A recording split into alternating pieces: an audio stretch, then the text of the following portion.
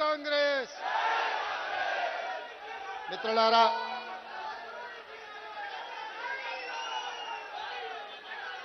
చాలా విషయాలు మాట్లాడుకోవాలి. మిత్రులందరినీ సావధానంగా కూర్చొని ఢిల్లీ నుంచి సందేశాన్ని తీసుకొని గ్రామ గ్రామాన ఢిల్లీలో చర్చల సారాంశాన్ని చేరవేయాల్సిందిగా కోరుకుంటూ, తెలంగాణ కాంగ్రెస్ పార్టీ అధ్యక్షులు మిత్రులు మహేష్ కుమార్ గౌడ్ గారి నేతృత్వంలో చలో ఢిల్లీ కార్యక్రమం తీసుకొని జంతర్ మంతర్ వేదికగా కాంగ్రెస్ పోరుబాట కార్యక్రమాన్ని నిర్వహించి, ఈ కార్యక్రమానికి శ్రీమతి సోనియా గాంధీ గారు, శ్రీ మల్లికార్జున్ ఖర్గే గారు, శ్రీ రాహుల్ గాంధీ గారు, శ్రీమతి ప్రియాంక గాంధీ గారు, మీనాక్షి నటరాజన్ గారు, కేసీ వేణుగోపాల్ గారి సంపూర్ణ మద్దతు తీసుకొని వేలాది మంది ఈరోజు ఉదయం నుంచి ఈ జంతర్ మంతర్ ధర్నా కార్యక్రమంలో భోజనం చేయకుండా ఉదయం నుంచి ఇక్కడ కూర్చొని మేమందరం 4 కోట్ల తెలంగాణ ప్రజలు, తెలంగాణ రాష్ట్ర ప్రభుత్వం శాసనసభ ఆమోదించిన విద్యా ఉద్యోగాలలో ఓబీసీలకు 42% రిజర్వేషన్, అదేవిధంగా ఎన్నికలలో ప్రజాప్రతినిధులలో రాజకీయ రిజర్వేషన్లు 42% ఇవ్వాలని 2 బిల్లులను ఆమోదింపజేయడమే కాకుండా 2018లో ఆనాటి ముఖ్యమంత్రి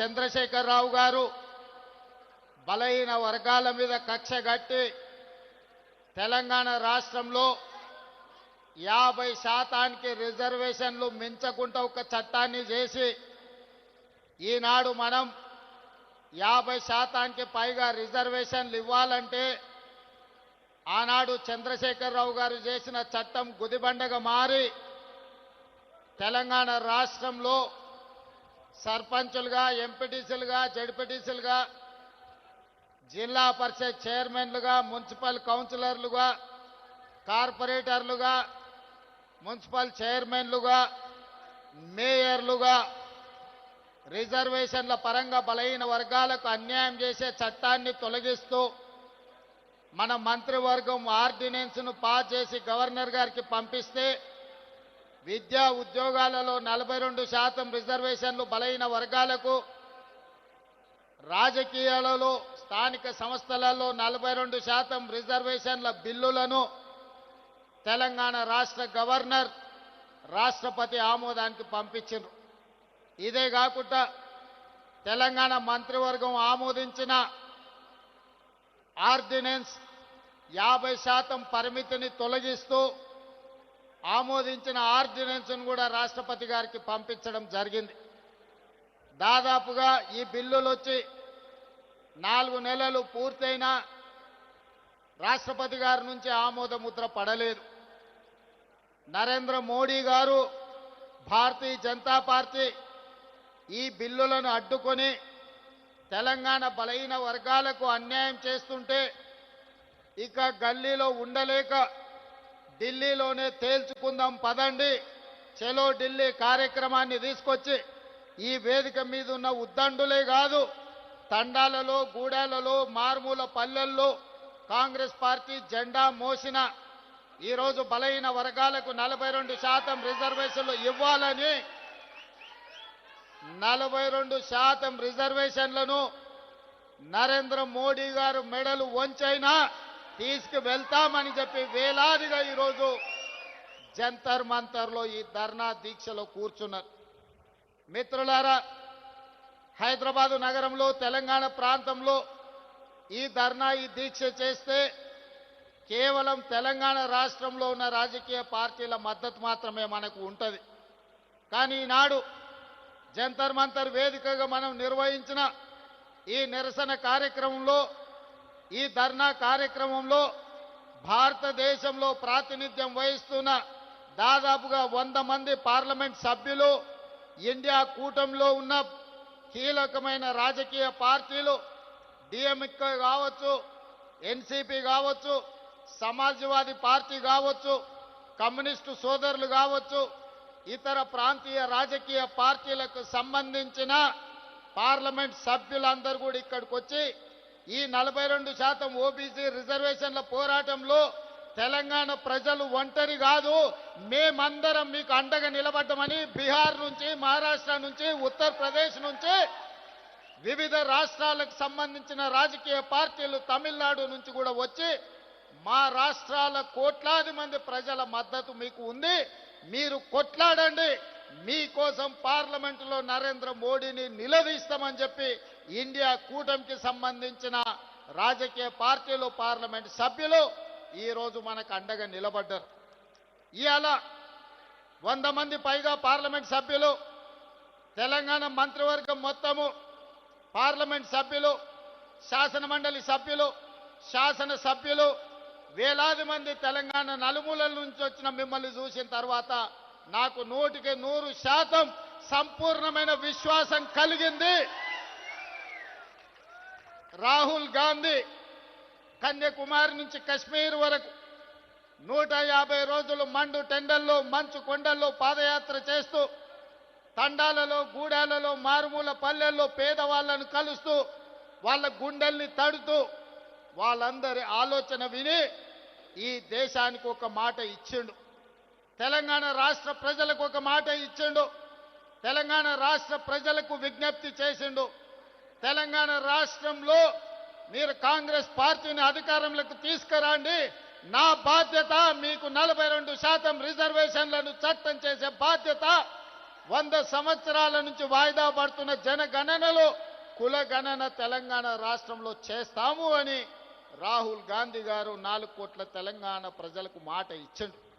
కామారెడ్డిలో మా మిత్రుడు మహేష్ కుమార్ గౌడ్ గారి తీర్మానంతో షబ్బీర్ అలీ గారి నియోజకవర్గంలో 42% బీసీ రిజర్వేషన్లు, బీసీ డిక్లరేషన్ను ఆనాడు పొన్నం ప్రభాకర్ గారు, అదేవిధంగా మా manifesto committee chairman Sridhar Babu గారి తీర్మానం మేరకు రాహుల్ గాంధీ గారు, సిద్ధరామయ్య గారు కామారెడ్డిలో ప్రజలకు మాట ఇచ్చారు.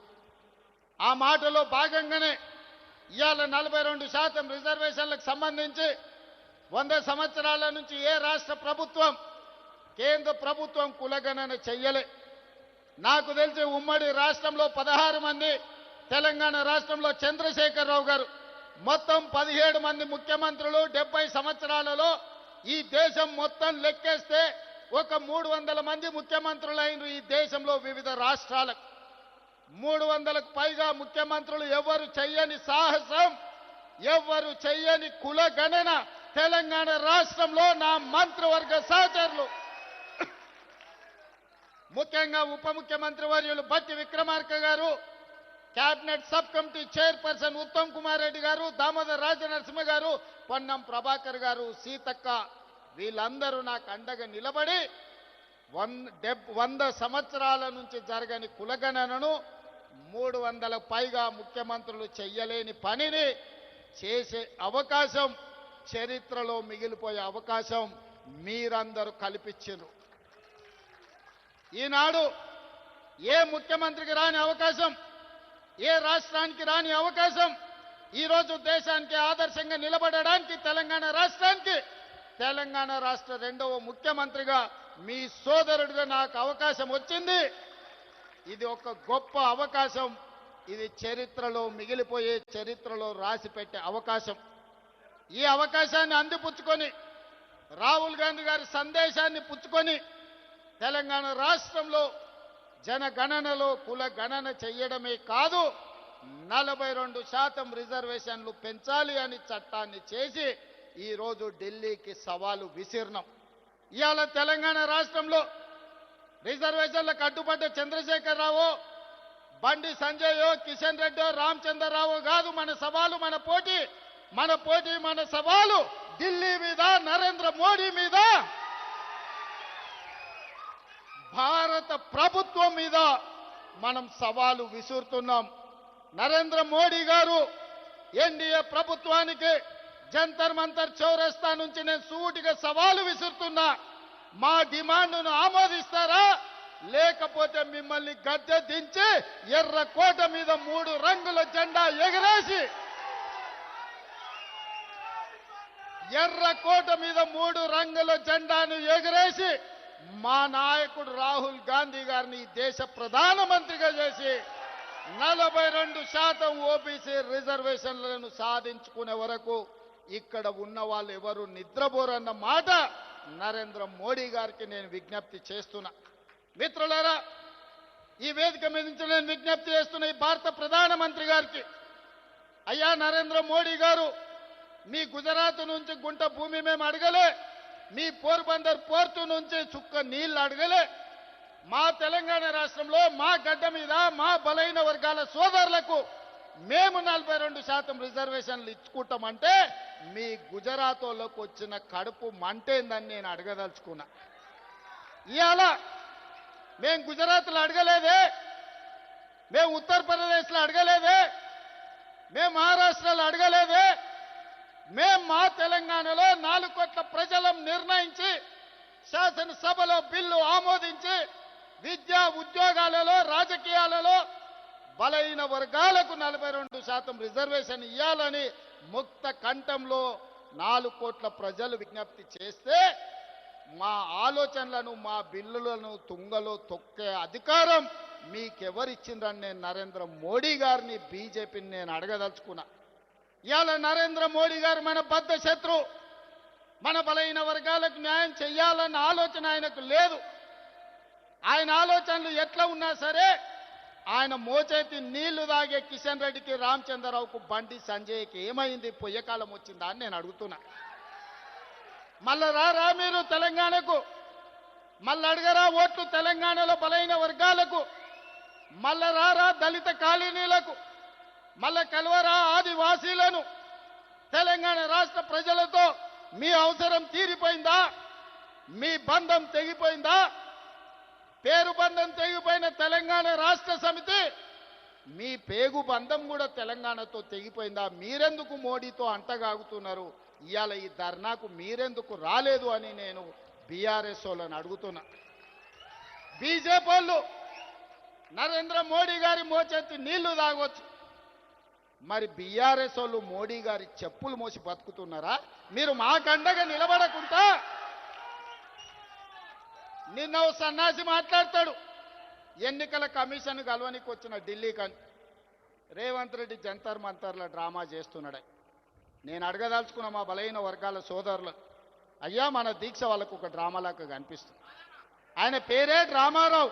డ్రామా నీ ఇంట్లో ఉంది, నీ ఒంట్లో ఉంది, నీ రక్తంలో ఉంది, నీ పేరులో ఉంది, మీ మొత్తం కుటుంబమే డ్రామాలేసి బతికే కుటుంబం మీది.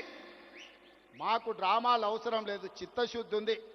అందుకే ఫిబ్రవరి 4, 2024 నాడు మొదలుపెట్టి ఫిబ్రవరి 4, 2025 నాడు సరిగ్గా 365 రోజుల్లో బలైన వర్గాలకు సంబంధించిన ప్రతిపాదన నుంచి బిల్లు ఆమోదం వరకు సంవత్సరం తిరిగే లోపల చేసి 100 సంవత్సరాల సమస్యకు 1 సంవత్సరంలోనే పరిష్కారం చూపించిన మంత్రులందరి వేదిక మీద ఉంది. నువ్వా దిక్కుమాలినోడా మా చిత్తశుద్ధిని ప్రశ్నించేది? నీ దిక్కుమాలిన మాటలు, నీ దివాలకోరు విధానం, బండకేసి కొట్టినా 100 మీటర్ల గోతి తీసి పాతి పెట్టిన మీ బుద్ధి మారలేదు, మీ ఆలోచన మారలేదు. అందుకే ఇవాళ మీ ఇంట్లోనే చక్కగా లేరు. ఒకరు బీసీకి అనుకూలం అంటే ఇంకొకరు వ్యతిరేకం అంటారు, మూడోగా ఆయన మధ్యస్థం అంటారు. నేను అటు కాదు, నేను ఇటు కాదు అంటాడు. ఈయన ఈ అటు ఇటు కానోడు కూడా నా గురించి మాట్లాడతాడు. అందుకే మిత్రులారా, ఇవాళ మన చిత్తశుద్ధిని ఎవడు ప్రశ్నించలేడు.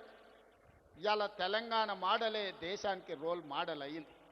ఇవాళ ఈ తెలంగాణ మోడల్ ఈ కులగణన, ఈ జనగణన, ఈ 42% రిజర్వేషన్ దేశ రాజకీయాలలో సునామీని సృష్టించబోతుంది.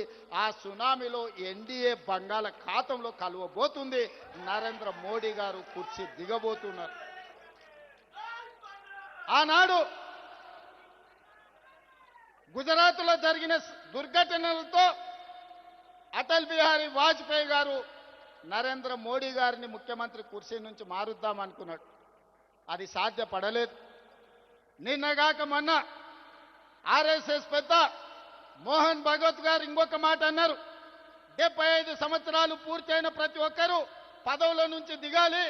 మేము లాల్ కృష్ణ అద్వానీని, మురళీ మనోహర్ జోషి గారిని 75 సంవత్సరాల నిబంధన పెట్టి వాళ్ళని ప్రధానమంత్రులను చేయలేదు. కాబట్టి నరేంద్ర మోడీ గారు కూడా రేపు సెప్టెంబర్ 17కు 75 ఏళ్ళు పూర్తవుతున్నాయి. వారు ప్రధానమంత్రి పదవి నుంచి దిగాలి అని వారు చెప్పారు. కానీ నరేంద్ర మోడీ గారి పరమ భక్తుడు నిశికాంత్ దూబే గారు ఒక మాట చెప్పారు. నరేంద్ర మోడీ గారు కుర్చీ దిగరు, 2029లో కూడా ఆయననే ఎన్నికల్లో ప్రధానమంత్రి అభ్యర్థిగా ఉంటాడని. నేను ఒక మాట చెప్పదలుచుకునే వేదిక మీద, నరేంద్ర మోడీ గారు మీరు దిగొద్దు కుర్చీ, 2029 వరకు మీరే ఉండాలి. 2029 ఎన్నికల్లో అటల్ బిహారీ వాజ్పేయి ఆర్ఎస్ఎస్ చేయలేని పని, నరేంద్ర మోడీని గద్దె దించే పని మా సోదరుడు, మా నాయకుడు రాహుల్ గాంధీ గారు, మా నాయకుడు రాహుల్ గాంధీ గారి నేతృత్వంలో మా ప్రతి కాంగ్రెస్ పార్టీ కార్యకర్త దేశం నలుమూలల నుంచి కార్యోన్ముఖులై ఎన్నికల యుద్ధ రంగంలో నరేంద్ర మోడీని ఓడిస్తాం. ఢిల్లీ గద్దె నుంచి నరేంద్ర మోడీని దించుతాం. ఇదే మా శపథం అని చెప్పి జంతర్ మంతర్ సాక్షిగా నేను చెప్పదలుచుకున్నా. నిశికాంత్ దుబే ఇంకొక మాట అన్నాడు, నరేంద్ర మోడీ గారు లేకపోతే బీజేపీకి 150 సీట్లు కూడా రావు అని. నిశికాంత్ దూబే గారికి వేదిక మీద నుంచి విజ్ఞప్తి చేస్తున్నా. దూబే గారు మీరు డైరీలో రాసుకోండి, నరేంద్ర మోడీ గారి పేరు మీదనే ఎన్నికలకు రాండి. 150 కంటే ఒక్క సీటు కూడా ఎక్కువ రానియం. నరేంద్ర మోడీ కాదు, మొత్తం ఆయన అభిమానులందరూ లేకపోతే భారతీయ జనతా పార్టీ నాయకులందరూ ఉమ్మడికి వచ్చిన 150 సీట్ల కంటే ఒక్క సీటు కూడా ఎక్కువ రానియం. రాహుల్ గాంధీ గారిని గెలిపించి ఈ దేశానికి ప్రధానమంత్రిని చేస్తాం. ఇవాళ రాకపోతే మోడీ గారు మీకున్న మార్గం ఒక్కటే, అయితే మా బిల్లులు ఆమోదించండి, మా బలహీన వర్గాలకు 42% రిజర్వేషన్లు ఇవ్వండి. గద్దె మీద ఉంటే 42% ఇవ్వాల్సిందే. నువ్వు 42% ఇవ్వకపోతే గద్దె మీద నుంచి మేము దించుతాం, 42% రిజర్వేషన్ సాధించుకుంటాం. మీరు తెలంగాణ శక్తిని, తెలంగాణ ప్రజల పోరాట స్ఫూర్తిని తక్కువగా అంచనా వేస్తున్నారు. నరేంద్ర మోడీ గారు, బీజేపీ నాయకులారా, ఆనాడు ఇందిరాగాంధీ ఎస్సీ ఎస్టీల రిజర్వేషన్లను బలంగా అమలు చేసింది. ఎస్సీ ఎస్టీ సోదరులకు ఇండ్లు లేని వాళ్ళకి ఇండ్లు ఇచ్చింది, ఇంటి స్థలాలు లేని వాళ్ళకి ఇంటి స్థలం ఇచ్చింది, ఇల్లు కట్టుకోవడానికి ఇందిరమ్మ ఇల్లు ఇచ్చింది, భూమి లేని వాళ్ళకు భూమి ఇచ్చింది.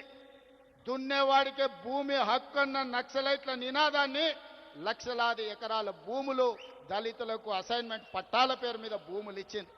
అడవుల్లో బతికే మా ఆదివాసీ సోదరులకు పోడు భూముల పట్టాలు ఇచ్చి 25 లక్షల ఎకరాల భూములు దళితులకు ఇచ్చింది. 10 లక్షల ఎకరాల భూములు గిరిజనులకు, ఆదివాసులకు, మా లంబాడి సోదరులకు ఇవాళ రిజర్వేషన్లు ఇచ్చింది. ఇవే కాదు, డాక్టర్లుగా, లాయర్లుగా, ఇంజనీర్లుగా, ఐఏఎస్లుగా, ఐపీఎస్లుగా, ఐఎఫ్ఎస్లుగా ఈరోజు రాజ్యాధికారాన్ని నడుపుతున్నారంటే సిఎల్పి నాయకుడిగా బట్టి విక్రమార్క గారు అసెంబ్లీలో కేసీఆర్తో కొట్లాడిందంటే ఇందిరమ్మ నాడు దళితుల పట్ల, గిరిజనుల పట్ల తీసుకున్న నిర్ణయాలు ఇవాళ డాక్టర్ మల్లు రవి గారు డాక్టర్ అయినరు, బట్టి విక్రమార్క గారు ఉప ముఖ్యమంత్రి అయినరు, మా దామన్న ఉమ్మడి రాష్ట్రానికి ఉప ముఖ్యమంత్రిగా పనిచేసిండు. ఈరోజు మెడికల్ అండ్ హెల్త్ డిపార్ట్మెంటుని సమర్థవంతంగా నిర్వహిస్తుండు. ఆ విధంగా ఇందిరాగాంధీ గారు దళితుల, గిరిజనుల గుండెల్లో, ఆదివాసీ లంబాడి తాండాలలో ఒక దేవతా మూర్తిగా ఈరోజు వాళ్ళ ఇండ్లల్లా గుర్తుంది. వాళ్ళ తల్లిదండ్రులతో పాటు ఇందిరాగాంధీ గారు ఫోటోను పెట్టుకొని ఇవాళ ఎస్సీ ఎస్టీలు ఇందిరమ్మను పూజిస్తారు. ఇందిరమ్మ అమ్మ అనే పదంలో ఉన్న మధురం, అమ్మ అనే పదంలో ఉన్న అనుబంధం. ఇందిరమ్మ మన కన్న తల్లి కాకపోవచ్చు, సొంత తల్లి కంటే ఎక్కువ ఆదివాసులను, గిరిజనులను, దళితులను చూసుకున్నది కాబట్టి ఇందిరాగాంధీ ఇందిరమ్మ ఈ దేశానికి నాయకత్వం వహించింది. ఆమె పుత్రుడు రాజీవ్ గాంధీ ఆనాడు ఈ దేశంలో కంప్యూటర్ను ప్రవేశపెట్టిండు. ఆయన మిత్రుడు శామ్ పిట్రోడా టెలికాం టెక్నాలజీని ప్రవేశపెట్టిండు. ఆనాడు ప్రధానమంత్రిగా రాజీవ్ గాంధీ, ఐటీ టెలికాం మినిస్టర్గా శామ్ పిట్రోడా ఈ దేశంలో కంప్యూటర్ని, టెలికాం వ్యవస్థని అందిస్తే రెడ్డిలు, చౌదరులు, నాయుడులు, రావులు ఈరోజు కంప్యూటర్ సంస్థలకి యజమానులై అమెరికాలో సిలికాన్ వ్యాలీని శాసించి అమెరికా ఆర్థిక వ్యవస్థనే గుప్పిట్లో పట్టుకోగలిగిన గొప్ప మేధావులుగా ఆనాడు రాజీవ్ గాంధీ ఇచ్చిన కంప్యూటర్, ఐటీ టెక్నాలజీ విప్లవమే, కంప్యూటర్ విప్లవమే, ఐటీ టెక్నాలజీ విప్లవమే ఈ రోజు అమెరికా కాదు ప్రపంచ దేశాలను ఓ రెడ్డి, ఓ చౌదరి, ఓ నాయుడు, ఓ రావు శాసిస్తున్నాడు అని అంటే దానికి మన నాయకుడు రాజీవ్ గాంధీ చేసిన పునాదులే ఐటీ విప్లవం, అదే విధంగా కంప్యూటర్ విప్లవం. ఆనాడు ఇందిరాగాంధీ, ఆ తర్వాత రాజీవ్ గాంధీ విధానాలలో మా బలైన వర్గాలకు సంపూర్ణమైన న్యాయం జరగలేదని మా నాయకుడు రాహుల్ గాంధీ గారు గుర్తించాడు. అందుకే ఇవాళ వాళ్ళ వారసుడుగా, వాళ్ళ త్యాగాల పునాదుల మీద ఈ దేశానికి నాయకత్వం వహిస్తున్న రాహుల్ గాంధీ గారు ఇవాళ కులగణన చెయ్యాలి, ఓబీసీ రిజర్వేషన్లు చెయ్యాలని కంకణ బద్దుడై ఈరోజు రాహుల్ గాంధీ గారు బయలుదేరింది. అందుకే ఈనాడు దేశం నలుమూలల ఇది ఎజెండాగా మారింది. దానికి తెలంగాణ రాష్ట్రమే ఆదర్శంగా నిలబడింది. రాహుల్ గాంధీ గారి మాట శిలా శాసనం.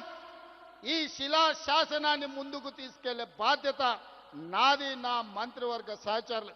ఎవరైనా సరే, ఎంత గొప్పోడైనా, ఎంత పెద్దోడైనా, ఏ పదవిలో ఉన్నా సరే రాహుల్ గాంధీ గారి శిలా శాసనానికి ఎదురొస్తే వాళ్ళ పాలిట మరణ శాసనం తెలంగాణ రాష్ట్రం రాయబోతుంది. రాహుల్ గాంధీ గారి సందేశమే దేశం నలుమూలలకు చేరవేయడానికి ఈరోజు జంతర్ మంతర్కి వచ్చినాం సోదరులారా. ఇవాళ ఒక గొప్ప లక్ష్యంతో, ఒక గొప్ప విజయాన్ని సాధించడానికి అవసరమైన పోరాటాలు, త్యాగాల కోసం సిద్ధమయ్యే తెలంగాణ కదిలి వచ్చి జంతర్ మంతర్లు దీక్షలు కూర్చున్నది. మోడీ గారు ఇప్పటికైనా ఆలోచన చేయండి, కుట్రలు కుతంత్రాలు మానండి. మా తెలంగాణ రాష్ట్రంలో విద్యా ఉద్యోగాలలో 42% రిజర్వేషన్, రాజకీయాలలో స్థానిక సంస్థల్లో 42% రిజర్వేషన్ బిల్లులు రాష్ట్రపతి గారి దగ్గర ఉన్నాయి. తక్షణమే ఆమోదించండి. అదేవిధంగా చంద్రశేఖరరావు పెట్టిన నిబంధన 50% మించి రిజర్వేషన్లు ఇవ్వద్దు అని 2018లో పంచాయతీరాజ్ చట్టం ఏదైతే చేసిండో ఆ చట్టాన్ని చించి చెత్త బుట్టలో వేయడానికి మేము ఆర్డినెన్స్ తీసుకొచ్చినాం. దానికి కూడా మీరు ఆమోదించండి. లేకపోతే ఇంకా ఢిల్లీ వచ్చేది లేదు. మా గల్లీకి వస్తావు కదా, అక్కడనే పట్టుకుంటాం. పెద్దోళ్ళు చెప్పారు మియా కా దౌడ్ మస్జిద్ తక్ అని. कहीं पर भी मिले ना मिले, मियाँ तो मिलेगा मस्जिद में, तब पकड़ लेंगे मियाँ को. जिस दिन तेलंगाना पे आप हाजिर होगा ना मोदी जी, याद रखो 4 करोड़ तेलंगाना जनता तैयार है. लाल किले कोटे में तिरंगा झंडा लहराएंगे, आपको कुर्सी से उतारेंगे. वही कुर्सी में हमारे नेता, हमारे भाई राहुल गांधी को प्रधानमंत्री बना देके उस कुर्सी में बिठा देंगे. तब हमारा कामयाबी आप देखना पड़ेगा. आज भाई बहनों, तेलंगाना वासियों, हम लोग महेश गौड़ जी के नेतृत्व में, मीनाक्षी नटराजन के सुझाव में आज जंतर मंतर में हाजिर हो गए. बड़ा मकसद लेकर, बड़ी उम्मीद लेकर हम लोग दिल्ली आए. हम लोग इसीलिए दिल्ली आए, तेलंगाना राज्य सरकार ने यह तय किए एजुकेशन एम्प्लॉयमेंट में ओबीसी के लिए 42% रिजर्वेशन, पॉलिटिकल रिजर्वेशन इन लोकल बॉडीज 42%. 2 बिल बना दिए. हम लोग गवर्नर साहब को हम भेज दिए. गवर्नर साहब ने राष्ट्रपति जी को भेज दिए वो 2 बिल। और तीसरे ऑर्डिनेंस चंद्रशेखर राव ने ओबीसी के खिलाफ है, वो इसीलिए ये कानून बनाया तेलंगाना में, पंचायत राज एक्ट बनाया, 50% गुना से ज्यादा रिजर्वेशन नहीं देना किसी को, एससी हो, एसटी हो, ओबीसी हो, कोई भी हो, महिला हो, 50% से ज्यादा रिजर्वेशन नहीं देना, ये कानून बनाया 2018 में। हम लोग ओबीसी रिजर्वेशन बढ़ाने के लिए जो केसीआर ने कानून बनाया उसको हटा दे के, फाड़ दे के हम ऑर्डिनेंस बनाए, वो ऑर्डिनेंस भी राष्ट्रपति मैडम के ने अभी पेंडिंग पड़ा हुआ है। इसीलिए सड़क से लेकर संसद तक लड़ने के लिए हम तय कर लिए। इसीलिए सड़क से निकल के जंतर मंतर सड़क में बैठा हुआ है राहुल गांधी, मल्लिकार्जुन खड़गे जी और प्रियंका जी, केसी वेणुगोपाल जी संसद में लड़ रहे हैं हमारे तरफ से। हमारे डॉक्टर मल्लू रवि, हमारे तेलंगाना कन्वीनर, सबसे संयोजन कर दे के बाकी इंडिया गठबंधन को सब एमपीओ को आज इधर हाजिर करवाए। ये बात ऐसे है कि ये मामला, ये समस्या 4 करोड़ तेलंगाना जनता के नहीं है, 140 करोड़ इस देश के जनता ने आज तेलंगाना के तरफ पलट के देख रहा है। तेलंगाना आदर्श होगा इस देश राजनीति में। इस देश में हर कोई राजकीय पार्टी आजादी के बाद वो शुरुआत किए। इस देश में एक ही पार्टी ऐसे पार्टी है, आजाद से पहले 140 साल पहले इस देश जनता के लिए जन्म लिया। हम लोग ने इस देश को आजादी दिलवाए, हम लोग ने इस देश को संविधान दिए, हम लोग इस देश को रिजर्वेशन ओबीसी, एससी, एसटी से लेकर सबको रिजर्वेशन दिए, हम लोग ने इस देश को तिरंगा झंडा दिए, हम लोग ने इस देश को जनगण मन हम लोग ने दिए। सब सारे इस देश को जो भी दिए कांग्रेस पार्टी ने दिए। हमारे भाई पीछे से बोल रहा है 70 साल का तेलंगाना सपना कांग्रेस पार्टी श्रीमती सोनिया गांधी जी ने दिए। जब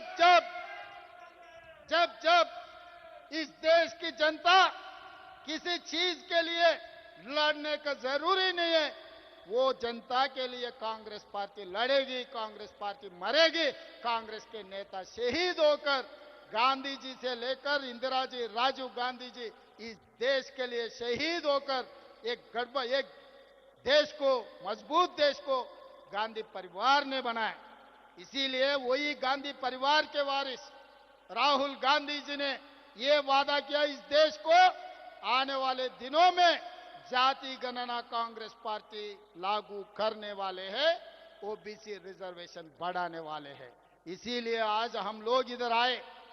बीजेपी वाले ये सोच रहे मोदी जी का परम भक्त निशिकांत दुबे जी ने कुछ कहा 4 दिन पहले, आने वाले चुनाव में मोदी जी के नेतृत्व में अगर नहीं है तो भारतीय जनता पार्टी को 150 सीट से ज्यादा सीट नहीं मिलने वाले, क्योंकि मोहन भगवत जी ने यह कहा 75 इयर्स कानून लगाए बीजेपी में, अडवाणी जी को, मुरली मनोहर जोशी जी को हम हटाए, मोदी जी भी हटना है उनका 75 इयर्स होने के बाद। तो कुर्सी छोड़ने के लिए मोदी जी उनके परम भक्त तैयार नहीं है। 2002 में भी अटल जी ने कोशिश की है मोदी जी को मुख्यमंत्री कुर्सी से हटाने के लिए, उस दिन भी अटल जी का बात नहीं सुने। आज मोहन भगवत की बात भी मोदी जी नहीं सुनने वाले, हमको पता है। हम भी यही सवाल करना चाहते हैं, मोदी जी आप हटना नहीं, वो कुर्सी में बैठना। आने वाले लोकतंत्र, आने वाले लोकसभा चुनाव में राहुल जी के नेतृत्व में मोदी जी को हरा देंगे। 150 से 1 सीट भी बीजेपी को नहीं आने देंगे। लाल किला पे तिरंगा झंडा लहराएंगे, राहुल गांधी जी को प्रधानमंत्री बना देंगे।